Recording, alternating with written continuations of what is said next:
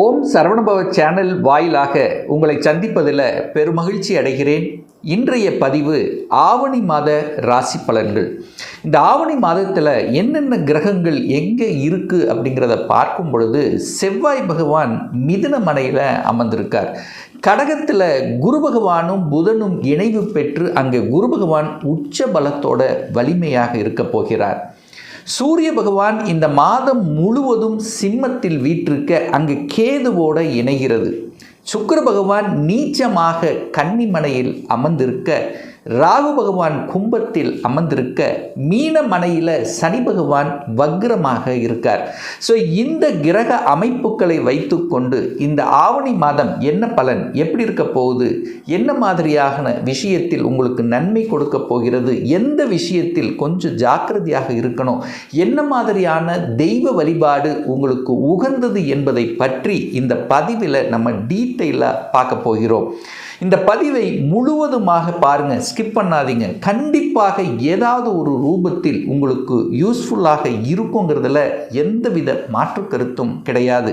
நம்ம சேனலை நீங்கள் ஃபஸ்ட்டு டைம் பார்ப்பவர்கள் என்றால் மறக்காமல் சப்ஸ்கிரைப் பண்ணிக்கிங்க. மகர ராசி அன்பர்களே, மகர ராசி மகர லக்னம், இந்த ஆவணி மாதம் என்ன பலன்? உங்கள் ராசிநாதன் என்று சொல்லக்கூடியவர் சனி பகவான் இப்போ வக்ரமாகி முயற்சி ஸ்தானத்தில் உட்கார்ந்துருக்கார். 3ஆம் இடத்தில் ராசிநாதன், முயற்சி ஸ்தானத்தில் ராசிநாதன், குருவின் பார்வையில் ராசிநாதன். ராசியை குரு பார்க்கிறது. அப்போது நல்ல விஷயங்கள், கடவுளினுடைய அனுகிரகம் உங்களுக்கு கிடைக்கக்கூடிய ஒரு மாதம் அப்படின்னு சொல்லுவேன். பெரிய மனிதர்களின் தொடர்புகளை ஏற்படுத்தும். அப்போது ராசிநாதனை குரு பார்ப்பதும் ராசியை குரு பார்ப்பதும் நல்ல விஷயங்கள் நடப்பதற்குண்டான ஒரு அறிகுறியாகவே தென்படுகிறது. இந்த மாதம் ஒரு சோம்பேறித்தனமாக, ஒரு சுறுசுறுப்பில்லாமல் இருந்தவர்கள் இப்போ சுறுசுறுப்புடன் செயல்படக்கூடிய தன்மைகள், கடந்த காலத்தில் எதை செய்ய முடியாமல் அப்படியே ஒரு பெண்டிங் வச்சுருந்தீங்களோ அதையெல்லாம் இப்போ எடுத்து செய்யலாம் என்கின்ற எண்ண ஓட்டத்தை கொடுக்கக்கூடிய ஒரு மாதம். அப்போது கடந்த ஒரு 7.5 வருடங்களாக இந்த 7.5 சனி பீரியடில் நிறைய அனுபவங்கள் உங்களுக்கு கிடைக்க பெற்றிருக்கும். அந்த அனுபவத்தின் வாயிலாக ஒரு எக்ஸ்பீரியன்ஸ் கிடச்சிருக்கும். அதன் வாயிலாக இப்போ நல்ல விஷயங்கள் செய்வதற்குண்டான ஒரு பாத் அப்படிங்கிறது, ஒரு பாதை புலப்படும். மகர ராசி என்பர்கள் பொதுவாக மகர ராசி என்பர்கள் உழைக்க பிறந்தவர்கள். தனக்கு இருக்கோ இல்லையோ மற்றவர்களுக்காகவே உழைக்கக்கூடியவர்கள் அப்படின்னு நான் சொல்லுவேன் இந்த மகர ராசி என்பர்கள். அப்போ மகர ராசி என்பர்கள் இந்த ஆவணி மாதத்திலிருந்து நல்ல எண்ணங்கள், நல்ல கருத்துக்கள், நல்ல தொடர்புகள், பெரிய மகான்கள், அதாவது அந்த கடந்த ஒரு 7 வருஷமாக நிறைய ஒரு வழிபாடு, மெடிடேஷன் எடுத்திருப்பீங்க, போகாத கோயில் இல்லை, எத்தனையோ ஒரு வழிபாடு எடுத்திருப்பீங்க பாருங்கள். அதெல்லாம் அந்த குல தெய்வத்தினுடைய அருட்கராட்சம் கிடைப்பதற்குண்டான வாய்ப்புகள் இந்த மாதம் உண்டு. குலதெய்வத்துக்கு சென்று வரும்போது இன்னும் உங்களுக்கு ஒரு நல்ல மேன்மையை தரக்கூடிய ஒரு மாதமாக இருக்கும். அதாவது என்னென்னா, மனதில் இருந்து வந்த நெகட்டிவ் அப்படியே விலகப் போகிறது. தன்னம்பிக்கை கிடைக்கக்கூடிய ஒரு மாதம் அப்படின்னு நம்ம எடுத்துக்கலாம். ஒரு மனிதனுக்கு தன்னம்பிக்கை முக்கியம் அல்லவா? அந்த தன்னம்பிக்கை இருக்கும், சாதிக்கலாம் என்கின்ற உணர்வுகளை கொடுக்கக்கூடிய ஒரு மாதமாக இந்த மகரத்துக்கு அமையும். 2ஆம் இடத்துல குடும்பஸ்தானத்தில் ராகு இருக்குது, ஒரு பாம்பு கிரகம் இருக்குது. அப்போ கொஞ்சம் கவனமாக இருக்கணுமா இல்லையா? அப்போ குடும்பம் சார்ந்த விஷயத்தில் கொஞ்சம் விட்டு கொடுக்கக்கூடிய மனப்பான்பு கண்டிப்பாக தேவை மகர ராசி என்பர்கள். ஏன்னா 2ஆம் இடத்தில் ஒரு பாம்பு கிரகம் உட்கார்ந்துருக்கு. அப்போ பாம்பு அப்படின்னாலே ஒரு பயம் இருக்கும். அப்போ பாம்பு என்ன பண்ணும்? கொத்த செய்யும், சீரச் செய்யும். அப்போ கோபம் வரும், ஆக்ரோஷம் வரும் அப்படிங்கிறத நான் இந்த இடத்துல சொல்கிறேன். அப்போ கொஞ்சம் அந்த கோபதாசத்தை விடணும் அப்படின்னு சொல்ல வரேன். நெகட்டிவ் விஷயத்துக்கு, அதாவது பணம், 2ஆம் இடம்ங்கிறது பணம் அல்லவா? அங்கே ஒரு பாம்பு கிரகம் இருக்குது. அப்போ பணம் கொடுக்கல் வாங்கல் விஷயத்திலும் கவனம் தேவை அப்படிங்கிறதையும் ஞாபகத்தில் வச்சுக்கோங்க.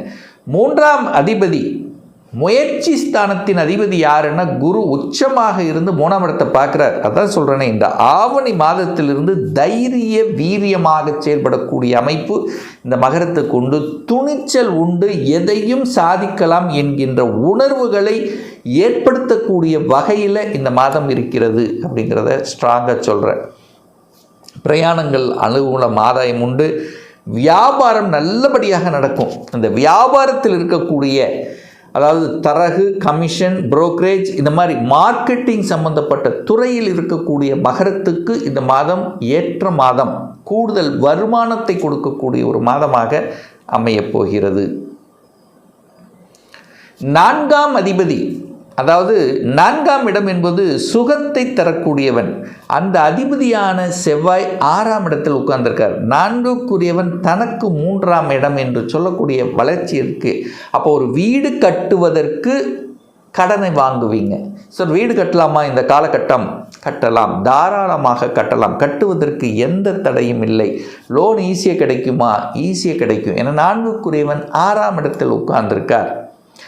அதே சமயத்தில் பார்த்தீங்கன்னா அந்த செவ்வாய் அப்படிங்கிறது இடம், நிலம் இதெல்லாம் குறிக்கக்கூடிய கிரகம் 6ல் உட்கார்ந்துருக்கா. அப்போ எதிர்ப்பு பகை. அப்போது இடத்த வாங்கினாலும் நிலத்தை வாங்கினாலும் டாக்குமெண்ட் பக்காவாக இருக்காங்கிறது செக் பண்ணணும். ஏன்னா டாக்குமெண்ட்டு காரக கிரகம் புதன் போய் இந்த ஆவணி மாதம் 5ஆம் தேதி 8ஆம் இடம் என்று சொல்லக்கூடிய அட்டமஸ்தானத்தில் அமர்ந்து கொண்டு அங்கே கேதுவோடு சேருது.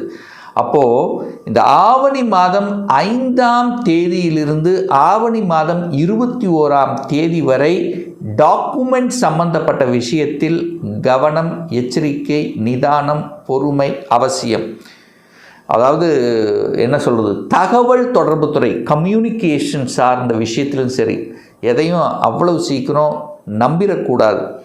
இந்த டாக்குமெண்ட் அப்படின்னா உங்களை ஏமாத்திரும். ஸோ அந்த விஷயத்தில் கவனம் அப்படிங்கிறத மைண்டில் வச்சுக்கோங்க. 5ஆம் இடம் என்பது குழந்தை. சுக்கிரன் யோகத்தை தரக்கூடியவன். இந்த மகரத்துக்கு ராஜயோகத்தை தரக்கூடிய ஒரு கிரகம் அப்படின்னா சுக்கிரன். அந்த சுக்கிரன் இப்போ நீச்சமாக உட்கார்ந்திருக்கார். நீச்சம் அப்படின்னா கொஞ்சம் வலுக்குறைகிறது. தியானத்தில் இருப்பதை போல கொஞ்சம் வலுக்குறைகிறதுன்னு சொன்னாலும் இந்த மாதம் கரெக்டாக சொல்லப்போனால் ஆவணி மாதம் 16ஆம் தேதி சுக்கிர பகவான் துலாமுக்கு வந்து, அதாவது உங்கள் ராசிக்கு 10ஆம் இடத்தில் வந்து ஆட்சி பலம் அடைகிறார், வலிமை பெறுகிறார். யோகாதிபதி வலிமை பெறக்கூடிய இந்த மாதத்தில் சில அதிர்ஷ்டகரமான நல்ல விஷயங்கள் நடக்க இருக்கிறது. அப்போ குழந்தையை நினைத்து வருத்தப்பட்டு கொண்டிருக்கக்கூடிய மகர ராசி என்பவர்கள் அதெல்லாம் சரியாயிரும்.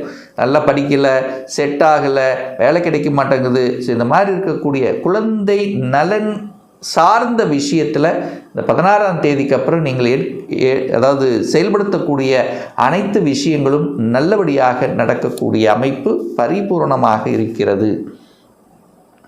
சார் எப்படி சார் சொல்கிறீங்க அப்படின்னா, கண்டிப்பாக நீங்கள் பாருங்கள், குழந்தை காரக கிரகமான குரு பகவான் உச்சமாக இருந்து எங்கே பார்க்குறார்? உங்களை பார்க்குறார், உங்கள் ராசியை பார்க்கிறார். குழந்தை உங்களை பார்த்து கொண்டிருக்கிறது, லாபஸ்தானத்தை பார்க்கிறது.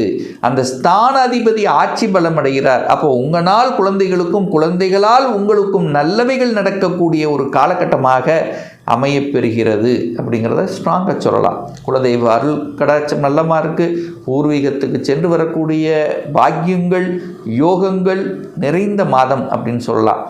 திருமணம், அதாவது நிறைய மகர ராசி என்பவர்களுக்கு திருமணம் நடக்கக்கூடிய ஒரு காலகட்டம். சார் எப்படி சார் சொல்கிறீங்க, ஸ்ட்ராங்காக சொல்கிறீங்கன்னா, 7ஆம் இடத்தில் குரு பகவான் உட்கார்ந்துருக்கார். ஸோ 7ஆம் இடத்தில் இருக்கக்கூடிய குரு பகவான் அந்த 7க்கு 9க்குரியவன் ஆக இருக்கக்கூடிய, அதாவது இந்த மகரத்துக்கு திருமணத்தை செய்யக்கூடிய இடம் 7ஆம் இடம். அந்த இடத்தில் குரு அமர்ந்திருக்கார். அப்போது உங்களுக்கு அந்த திருமணத்தில் ஒரு பாக்கியத்தை தரக்கூடிய இடம் அப்படின்னு சொன்னால் அது 3ஆம் இடம் தான். அதாவது 7க்கு பாக்கியத்தை தரக்கூடியவன் 3ஆம் இடம், 7லிருந்து 9ஆம் இடம், அப்போ 3ஆம் இடம். அந்த அதிபதி யார்? குரு தான்.